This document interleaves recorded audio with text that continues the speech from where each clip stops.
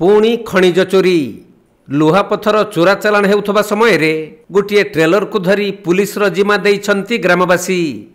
केन्दुझर जिला जोड़ा खणी मंडल बामेबारी थाना नयागढ़ स्थित शिव मंदिर सम्मुखरे गच्छित थिबा गुंड लुहापथर को चोरा चालाण करुथबा एक ट्रेलर सहित ड्राइवर को ग्रामवासी माने काबू करी पुलिस रो जिम्मा देइछंती।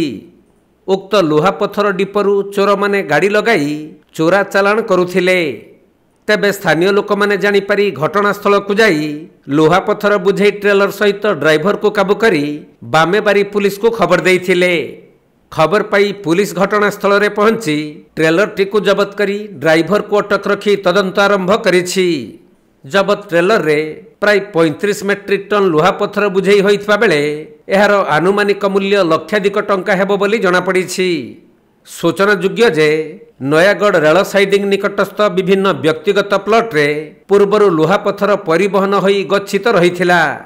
तेबे एहार दाबीदार केही नथिबारु खनि विभाग एहाकु जबत करिथिले भी उपयुक्त सुरक्षा व्यवस्था तथा रक्षणाबेक्षण अभावरु ताहा परित्यक्त अवस्था पड़ी रहिथिबारु खनिज चोरंक लुलुप दृष्टि सेही लुहापथर उपरे पड़िछि। पूर्वरु विभिन्न प्लॉट रे गच्छित थिबा खनिज को चोर माने मेसिन और ट्रक लगाई चोरी करी सारिलेनी। एबे आउ गुटिए प्लॉट उपरे पड़िछि तांकर नजर। एही डिपरे मध्य लक्षाधिक टन लुहापथर पड़ी रहितबा बेले खनि विभाग एहार दायित्व नेउ नथबारु एठारु खनिज चोर माने चोरी करी नेउछंती। हां जाउ छै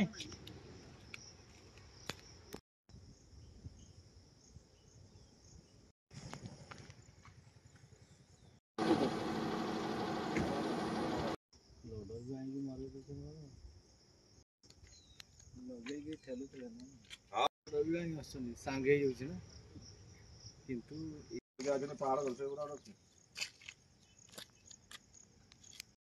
केन्दुझर जिल्लारू दीपेश कुमार बेहेरांक रिपोर्ट कोणार्क लाइव।